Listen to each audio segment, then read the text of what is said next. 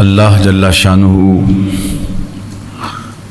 کے ذکر کے دائرے میں زندگی بسر کرنے کی ترغیب دی گئی ہے۔ جب انسان اپنے رب کو فراموش نہیں کرتا، اسے یاد رکھتا ہے، تو اللہ جل شانہ اسے فراموش نہیں کرتا۔ اللہ جل شانہ اپنی عنایت خاصہ اور اپنی کرم نوازیاں اس بندے کو لمحہ لمحہ عطا کرتا ہے جو اسے یاد کرتا رہتا ہے۔ اللہ کو یاد کرنے کے لیے عربی میں جو لفظ ہے وہ ذکر ہے، اور یہ اصطلاح ہم سب کو اچھی طرح معلوم ہے کہ ہمیں اللہ کا ذکر کرنا چاہیے۔ ذکر الہی ہمارے دل کی غذا ہے، روحوں کی تسکین کا سبب اور قرار باطن، اور اللہ جل شانہ کی قربتوں کا ذریعہ ہے۔ فرمایا گیا ذاکر اللہ فی الغافلین کشجرۃ الخضراء فی وسط الحشیم، غافلوں میں اللہ کا ذکر کرنے والا ایسے ہے جس طرح سوکھی سڑی گھاس کے اندر شجر سایہ دار ہوتا ہے، یا جنگ کے میدان میں جو لوگ بھاگ گئے ہوں تو کوئی بندہ اس مشکل وقت کے اندر بھی کھڑا رہے اور دشمن کے ساتھ برسرے پیکار رہے، تو ذکر نہ کرنے والے اور ذکر کرنے والوں کی اس طرح مثال دی گئی ہے۔ اللہ کے ذکر سے اعراض کرنے والے میدان جنگ سے بھاگنے والوں کی طرح ہیں، اور اللہ کا ذکر کرنے والا ثابت قدم رہنے والوں کے زمرے میں شامل ہوتا ہے۔ ذکر کی جو لغوی تعبیر ہے وہ تو یہی ہے، یاد کرنا۔ یاد کرنا، یاد رکھنا، یہ ذکر کسے کہا جاتا ہے۔ اور اس کو پھر تفعیل کے مصدر پر لے جائیں تو پھر تذکیر، تو تذکیر کا مطلب نصیحت پکڑنا ہے۔ تذکیر کا مقصد کسی کو یاد کر کے اس سے عبرت حاصل کرنا ہے۔ اللہ نے ہمیں قرآن مجید میں تذکیر کا حکم بھی دیا گیا ہے۔ تذکیر بالقرآن، قرآن سے تذکیر حاصل کرنا۔ تذکیر بآلاء اللہ، اللہ کی نشانیوں سے تذکیر حاصل کرنا۔ سابقہ امتوں کے احوال سے تذکیر حاصل کرنا، اور مجرد معنی میں ذکر کی ترغیب بھی ارشاد فرمائی، یا ایھا الذین آمنوا اذکروا اللہ ذکرا کثیرا، اے ایمان والو اللہ کا کثرت کے ساتھ ذکر کرو۔ تو وہ عمل جس کا اللہ جل شانہ نے کثرت کے ساتھ کرنے کا حکم دیا، وہ چیز جو کثرت کے ساتھ بجا لانے کے حکم کے ساتھ جڑی ہوئی ہے وہ اللہ کا ذکر ہے۔ یا ایھا الذین آمنوا اذکروا اللہ ذکرا کثیرا۔ اور دوسرے مقام پہ اللہ جل شانہ نے ارشاد فرمایا فاذکرونی اذکرکم واشکروا لی ولا تکفرون، تم مجھے یاد کرو، میں تجھے فراموش نہیں کروں گا، تمہارا چرچا کروں گا، تمہاری یادوں کے چراغ بجھنے نہیں دوں گا، اور میرا شکر ادا کرو، میرا شکر بجا لاؤ، اور کفران نعمت جیسی بدکاری نہ کرنا، ناشکری نہ کرنا، کفران نعمت نہ کرنا۔ تو اللہ کا ذکر کرنے سے مراد اس کو یاد کرنا ہے۔ اور یہاں علماء تفسیر نے لکھا کہ اس کا مطلب یہ ہے کہ مجھے اطاعت سے، فرما برداری سے یاد کرو، میں تمہیں اجر و ثواب سے یاد کروں گا۔ یعنی میرے ذکر کا مفہوم یہ ہے کہ تم میری اطاعت بجا لاؤ، میرے حکموں کو مانو، اور میں پھر تمہیں یاد کروں گا۔ تو اس کا مطلب یہ ہوا کہ میں تمہیں اس کا اجر و ثواب عطا کروں گا۔ اور اعلیٰ حضرت امام اہل محبت نے اس کا ترجمہ کیا، فاذکرونی اذکرکم، تم مجھے یاد کرو میں تمہارا چرچا کروں گا۔ یعنی جب تم مجھے یاد کرو گے تو اللہ کا یاد کرنا کیا ہے کہ وہ تمہاری عزت افزائی اس طرح فرمائے گا کہ کائنات کے اندر تمہاری عظمتوں کے جھنڈے گاڑ دیے جائیں گے، تمہارا چرچا ہو جائے گا۔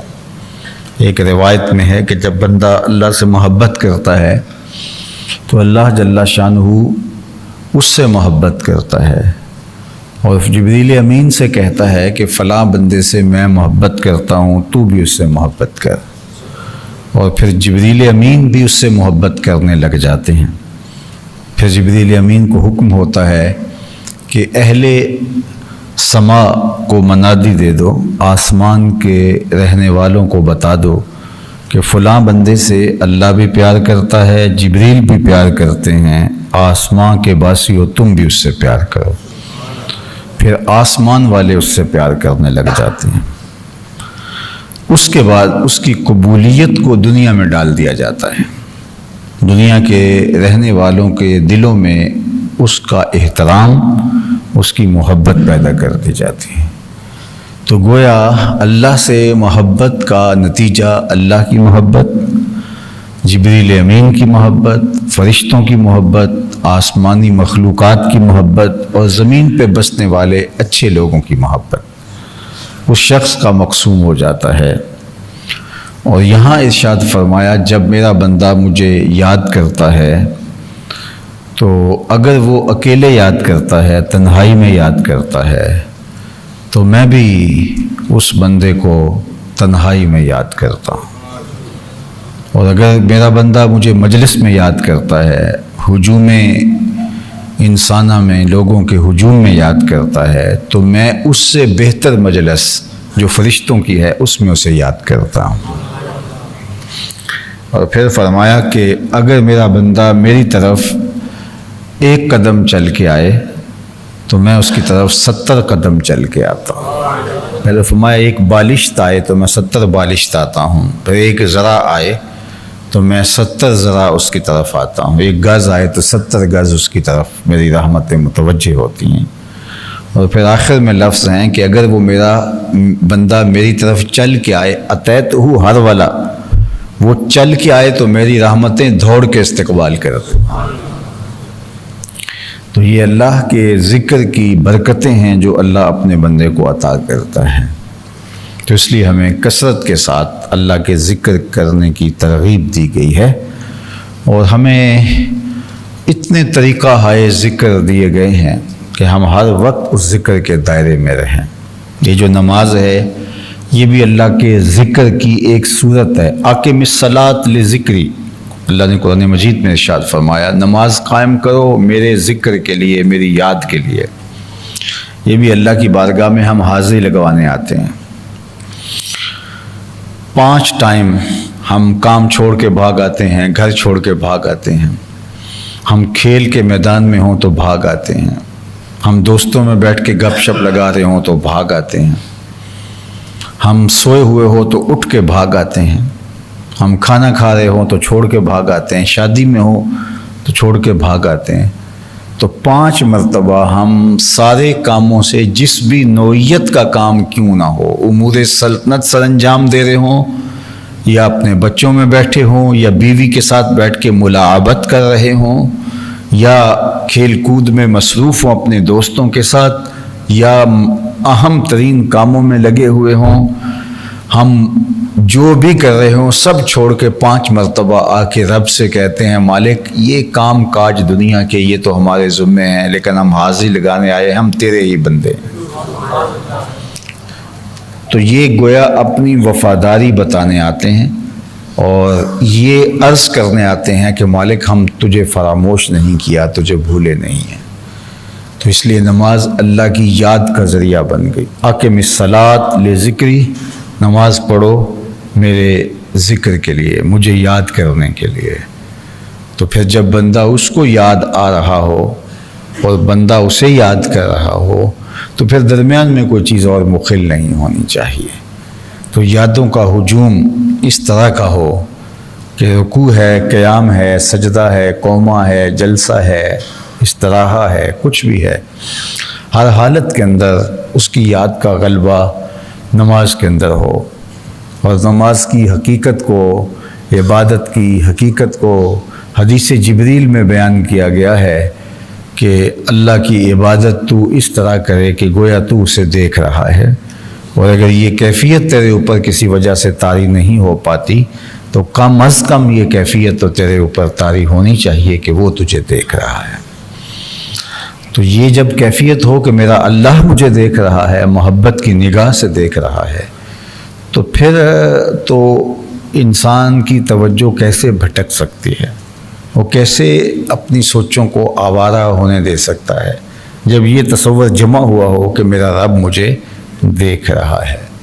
میں آپ سے مخاطبت کر رہا ہوں تو کوئی شخص اس مجلس میں اٹھ کے میرے سے بات کرنے لگ جائے تو جس وقت وہ میرے سے بات کر رہا ہوگا تو اس کی توجہ تو کسی اور سمت نہیں جائے گی، اور اگر چلو یہ نہیں تو اتنے مجمع میں کسی کی طرف متوجہ ہو کے اس کو مخاطب کرنے لگ جاؤں تو مجھے بتائیے گا کہ وہ اتنے لوگوں میں کوئی سوچ بھٹک بھی سکتی ہے، کوئی ادھر چلا گیا، کوئی سوچ کو لے کے ادھر چلا گیا، لیکن جس سے ڈائریکٹ مخاطبہ ہو جائے تو کیا اس کی توجہ دائیں بائیں جا سکتی ہے؟ اب یہ دو صورتیں ہی بتائی گئی ہیں کہ تم رب سے اس طرح عبادت میں ملو کہ گویا تم اس کو دیکھ رہے ہو، اور یہ کیفیت نہیں ہے تو وہ تمہیں دیکھ رہا ہے۔ ان دونوں صورتوں کے اندر ہماری توجہ یکسو رہتی ہے، اور اس سے نیچے اگر ہم عبادت کے درجے میں ہیں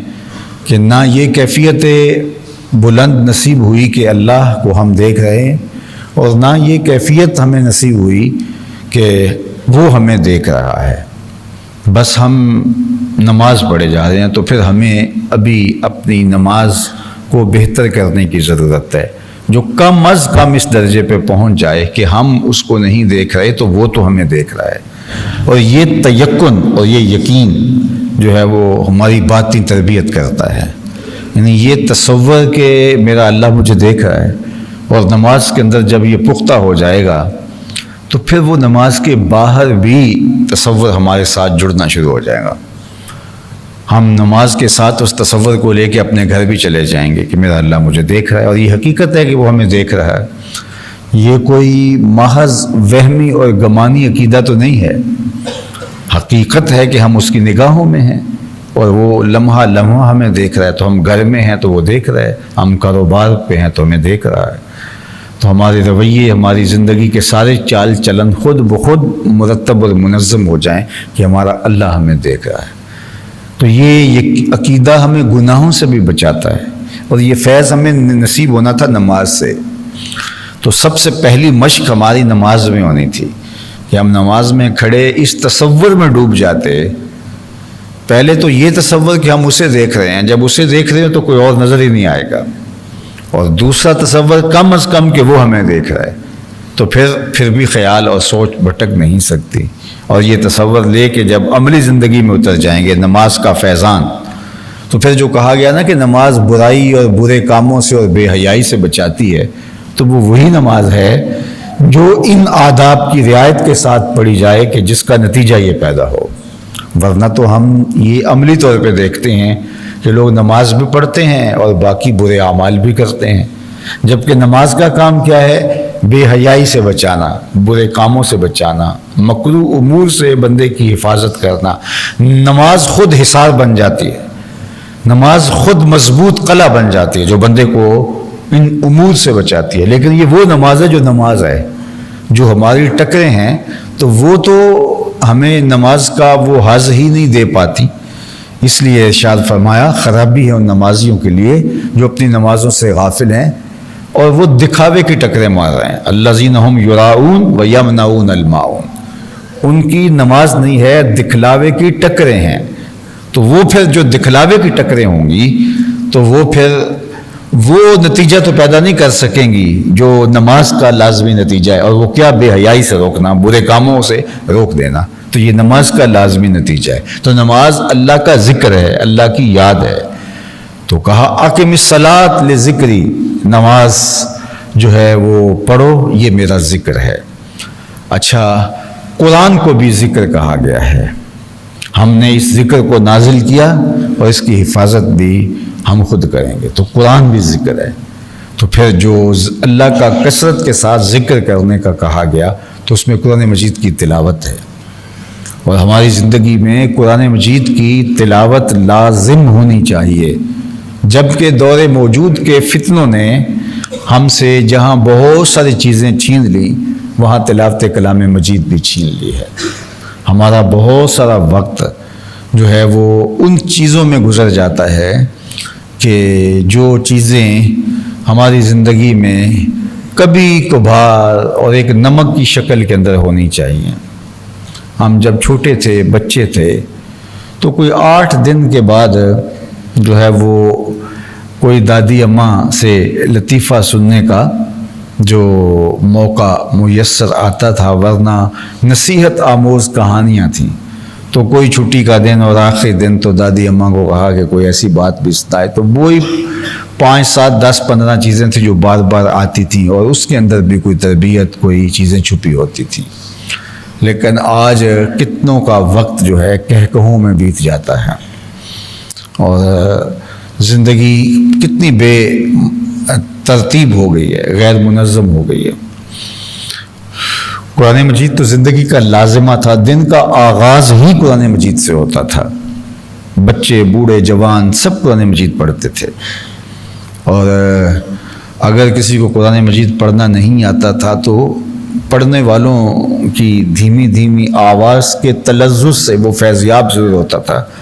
چاہے مصلی پہ ایسے ہی بیٹھ کے کچھ پڑھ رہا ہو تو وہ ضرور اس عمل میں شریک ہوتا تھا. اس کا نور سارا دن ہمارے ساتھ رہتا تھا.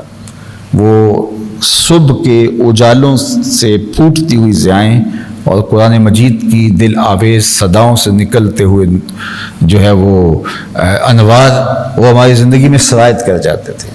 اور پھر ہم قرآن مجید کی تلاوت کے سائے میں، ماں کی دعاؤں کے سائے میں، ایک پاکیزہ ماحول کے سائے میں گھر سے نکلتے تھے، اور اس کے اثرات ہماری زندگی میں ہوتے تھے. رزق حلال کی شکل کے اندر، شائستگی کی شکل کے اندر، اور برکت کی صورت کے اندر.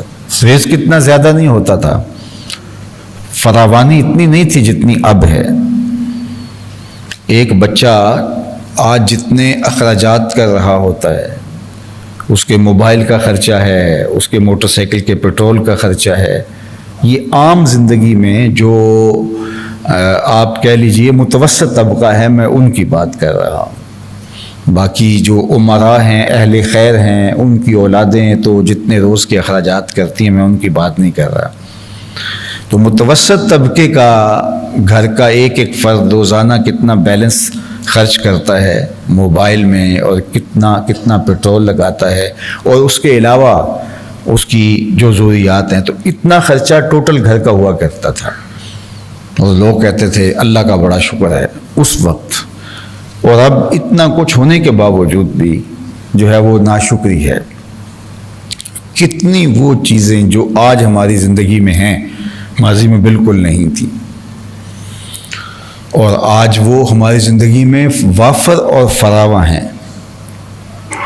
لیکن شکر ختم ہو گیا، اس لیے کہ شکر بھی ختم ہو گیا اور دوسری برکت بھی ختم ہو گئی. ایک ہے مال کی کثرت اور ایک ہے مال میں برکت. کثرت بڑی چیز نہیں ہے، برکت بڑی چیز ہے. تو برکت کیسے ہوتی تھی؟ جب ہمارے دن کا آغاز اللہ کے ذکر سے ہوتا تھا. قرآن مجید اللہ کا ذکر ہے، نماز اللہ کا ذکر ہے، اور صبح کا آغاز جو ہے وہ سحری کے سجدوں سے ہوتا. چلو اگر کوئی تہجد کے سجدے کسی کو نصیب نہ ہوتے تو یہ نہیں ہوتا تھا کہ فجر کے بعد گھروں کے اندر قرآن مجید کا ماحول نہ ہوتا ہو. لیکن پھر وقت کے ساتھ ساتھ ساری چیزیں سمٹ گئیں. آج صبح کے وقت گھر خاموش ہوتے ہیں. غفلت کی خاموشی ہر گھر پہ الا ماشاء اللہ طاری ہوتی ہے۔ کوئی ایک آدھ بزرگ بوڑھا یا کوئی فرد نماز پڑھ بھی لیتا ہو تو وہ جلدی جلدی نماز پڑھی اور پھر اس کے اوپر اپنا بستر لپیٹا اور پھر جو ہے وہ دوبارہ سو گیا۔ وہ لمحے رزق کے تقسیم ہونے کے ہیں، وہ لمحے برکتوں کے اترنے کے ہیں، وہ لمحے خیر کے ہیں۔ حضور نے اپنی امت کی صبح کے لیے برکت کی دعا مانگی ہے۔ جو صبح کے کاروبار ہیں جن کا آغاز صبح ہوتا ہے اس میں خاص برکت رکھی گئی ہے۔ تو صبح جو ہے وہ زمین پر پھیل جانا اور اپنے حصے کے رزق کو تلاش کرنا، تو وہ جو برکتوں کے لمحے ہیں وقت کے گزرنے کے ساتھ ساتھ جو ہے وہ چیزیں پھر سمیٹنا شروع کر دی جاتی ہیں، اور ہم جب تقریباً چیزیں سمیٹ لی جاتی ہیں اس وقت ہم گھر سے نکل رہے ہوتے ہیں۔ تو رزق کی کثرت اور فراوانی تو ہم حاصل کر پاتے ہیں، لیکن حضور نے جو صبح کے وقت برکت کی دعا مانگی تھی اس برکت کو ہم حاصل نہیں کر پاتے، اور اس کے نتیجے کے اندر یہ ہے کثرت کے باوجود بھی ہمیں قلت کی شکایت ہے، فراوانی کے باوجود بھی ہمیں تنگی کی شکایت ہے، ہر چیز کے میسر ہونے کے باوجود بھی برکت مفقود ہے۔ تو اس لیے ہمیں اپنے گھروں کو ذکر سے آباد کرنا چاہیے۔ جب قوم کا یہ اجتماعی عمل ہو جائے گا، اجتماعی عمل یہ ہو جائے گا تو پھر اللہ تعالیٰ جل شانہ برکتوں کے در کشادہ کر دے گا اور رحمتیں کھول دے گا۔ ذکر کی تیسری صورت زبان سے مختلف کلمات ادا کرنا، اور وہ شریعت نے ہمیں لمحہ لمحہ ہر موقع پر جو ہے یہ چیزیں عطا فرمائی ہیں۔ سیڑھیاں چڑھو تو اللہ اکبر کہو، بلندی پہ چڑھو تو اللہ اکبر کہو، کسی خوبصورت چیز کو دیکھو تو سبحان اللہ کہو۔ اسی طرح سونے سے پہلے، سونے سے اٹھنے کے بعد، واش روم میں جاتے ہوئے، واش روم سے نکلتے ہوئے، وضو کے لیے جاتے ہوئے، وضو کے بعد فارغ ہونے سے، نمازیں خود اللہ کا ذکر ہے لیکن نماز کا سلام پھرتے ہی اللہ کے ذکر کی تلقین، مختلف احادیث کے اندر اوراد و وظائف بیان فرمائے گئے، اور وہ اوراد و وظائف کے ذریعے سے اللہ کا ذکر کرنا، دو نمازوں کے درمیان اللہ کا ذکر کرنا، آئینہ دیکھتے ہوئے، کپڑے لباس پہنتے ہوئے۔ تو آپ دیکھیے کھانا کھانے سے پہلے، کھانا کھانے کے بعد کوئی وقت ایسا نہیں ہے، سفر پر روانہ ہوتے ہوئے، سواری پر بیٹھتے ہوئے، سواری جب چلنے لگے تو اس وقت، تو ہمیں ہر لمحہ ہر لحظہ اللہ کا ذکر کرنے کی تلقین کی گئی، اور احادیث میں مختلف اذکار، مختلف اوقات، بیماریوں کی شکل کے اندر مختلف بیماریوں پر اللہ کا ذکر کرنے کی تلقین کی گئی ہے۔ اسی طرح ہمیں اور مختلف مواقع پر اللہ کا ذکر کرنے کی تلقین کی گئی ہے۔ تو یعنی اگر ہم یہ کہیں تو کوئی لمحہ نہیں بچتا کہ جب ہم کسی نہ کسی صورت میں اس کا ذکر نہ کر رہے۔ ایک صحابی حضور کی خدمت میں آیا، اعرابی تھا، دیہاتی، تو وہ بدو حضور کی خدمت میں حاضر ہو کے عرض کرنے لگا، یا رسول اللہ صلی اللہ علیہ وسلم، میں ایک دیہاتی شخص ہوں اور اسلام کے احکام بہت سارے ہیں، یعنی آپ اگر اسلام کے احکام کو دیکھنے لگے تو کتابیں بھری ہوئی ہیں۔ تو اس وقت بھی حضور بہت کچھ ارشاد فرماتے، پھر صحابہ اس کو، وہاں تو یہ تو نہیں تھا ہم اپنی مرضی کا عمل کر لیتے ہیں، وہ عمل کرتے رہتے۔ تو اس نے ایک حضور سے عرض کیا، حضور، اس اعرابی نے کہا، حضور اسلام کے احکام چیزیں بہت ساری ہیں اور میں ایک سادہ آدمی ہوں، مجھے آپ ایک ایسی چیز ارشاد فرما دیں جو میرے لیے کافی ہو۔ تو آقا کریم نے اس کو ایک بات ارشاد فرمائی، وہ سنیے، فرمایا ان تموتا ولسانک رطب من ذکر اللہ، تو اس حالت میں مرے کہ تیری زبان اللہ کے ذکر سے تر ہو۔ یہ خلاصہ ہے، یہ دو لفظی بات ہے کہ تو زندگی اس طرح گزار کہ تجھے جب بھی کبھی موت آئے، اچانک موت آ جائے، ان تموتا ولسانک رطب من ذکر اللہ، جب تو فوت ہو تیری زبان اللہ کے ذکر سے تر ہو۔ خوش نصیب وہ ہوتے ہیں کہ جو مرتے ہوئے اللہ کے ذکر کے دائرے میں ہوتے ہیں۔ ایسے لوگ بھی ہوتے ہیں جن کو تلقین بھی کی جائے تو ان کے لبوں پہ کلمہ جاری نہیں ہوتا، اور ایسے لوگ ہیں کہ وہ کہتے رک جاؤ، میں جا رہا ہوں، مجھے کلمہ پڑھ لینے دو۔ تو یہ خوش نصیب لوگ ہوتے ہیں۔ علماء نے لکھا کہ جو شخص نشے کا عادی ہے، مرتے ہوئے اس کی زبان پر کلمہ جاری نہیں ہوتا۔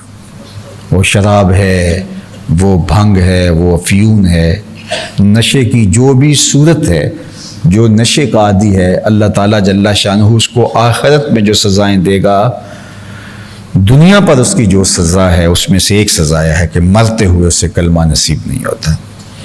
تو فرمایا کہ تیرے لیے بہترین وظیفہ کیا، ان تموتا و لسانوں کا رطب من ذکر اللہ، تیری زبان اللہ کے ذکر سے تر ہو۔ تو میں اور آپ اپنی زندگی کو اس طرح مرتب کر لیں کہ ہماری زندگی جو ہے وہ اللہ کے ذکر سے تر رہنی چاہیے، اور ہر وقت اللہ کا ذکر ہماری زبان پہ ہونا چاہیے۔ ذکر کے حوالے سے احادیث میں بہت سارے اذکار موجود ہیں، اور باقاعدہ جو کتاب الاذکار کے نام سے احادیث کے اندر پھر ایک الگ چیپٹر موجود ہے، اس میں ہزاروں مختلف احادیث میں اذکار آئے ہیں۔ جن دنوں میں اللہ جل شانہ حرم شریف جانے کا موقع نصیب کرتا ہے تو کوشش یہ ہوتی ہے کہ باقی کام بھی کیے جائیں لیکن کچھ اذکار ضرور پڑھے جائیں۔ تو پھر جو میسر ہوتا ہے وہ دیکھتے ہیں۔ تو ایک بار میں نے وہاں لائبریریوں میں جو کتابیں موجود ہیں تو اس میں انہی پر ہی زیادہ محنت کی۔ تو 4 اذکار ایسے ہیں جو سب سے افضل اور اشرف بتائے گئے ہیں، تو ہمیں اپنی زندگی میں وہ 4 اذکار اختیار کرنا چاہیے۔ اور یہ کوئی میری تحقیق نہیں ہے بلکہ یہ بڑی واضح چیز ہے۔ احادیث میں جتنی فضیلت ان 4 اذکار کی آئی ہے اس کے علاوہ کسی ذکر کے لیے اتنی تلقین نہیں ہے، اور وہ ایک تو ہے سبحان اللہ،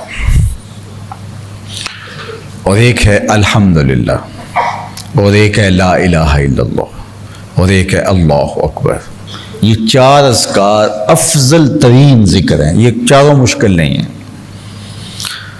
الحمدللہ تملأ المیزان، جب کوئی الحمدللہ کہتا ہے تو میزان بھر جاتا ہے، یعنی جو میزان ہے نامہ اعمال جس پہ تولے جائیں گے، الحمدللہ کا اتنا وزن ہے کہ میزان کے پلڑے کو جھکا دے گا۔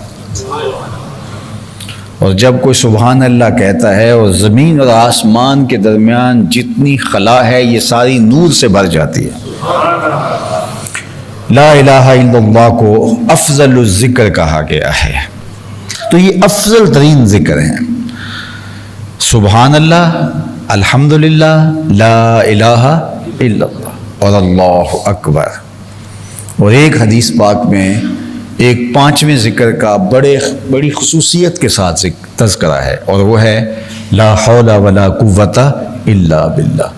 اس کو بیان کرتے ہوئے اللہ کے محبوب نے جو خاص بات ارشاد فرمائی وہ یہ تھی کہ عرش الہی کے نیچے ایک خزانہ خاص ہے۔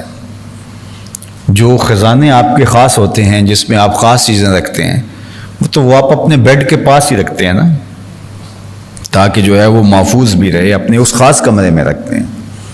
اللہ تعالیٰ زمان و مکان سے پاک ہے لیکن عرش الہی اس کی تجلیات کا مرکز ہے۔ تو عرش الہی کے نیچے ایک خزانہ خاص ہے۔ حضور علیہ السلام فرماتے ہیں اس خزانہ خاص سے مجھے ایک خاص وظیفہ عطا کیا ہے اللہ نے، اور وہ وظیفہ ہے لا حول ولا قوت الا باللہ۔ تو یہ 5 وظیفے اور یہ 5 وظیفے ایک کلمے میں جمع کر دیے گئے، سبحان اللہ والحمدللہ ولا الہ الا اللہ واللہ اکبر ولا حول ولا قوت الا باللہ۔ تو یہ 5 کلمے افضل ترین ذکر ہیں، اور 2 چیزیں اور، ایک استغفار اور ایک درود شریف۔ تو یہ 7 چیزیں اپنی زندگی میں لازم کر لیں۔ زندگی کا کوئی دن درود شریف کے بغیر نہیں گزرنا چاہیے، زندگی کا کوئی دن استغفار کے بغیر نہیں گزرنا چاہیے، زندگی کا کوئی دن ان 5 وظیفوں کو ادا کرنے کے بغیر نہیں گزرنا چاہیے۔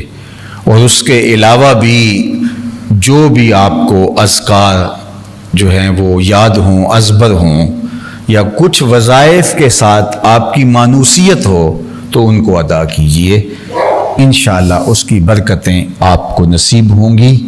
تو فرمایا اے ایمان والو کثرت کے ساتھ اللہ کا ذکر کرو، اللہ ہمیں اپنے ذکر کے سائے میں رکھے اور ہماری زبان ہمیشہ اس کے ذکر سے تر رہے تا آنکے کہ جب پیغام اجل آئے، جب موت کا سندیسہ آئے، جب سانس ٹوٹ رہی ہو تو اللہ کا مبارک نام ہمارے لبوں کا وظیفہ۔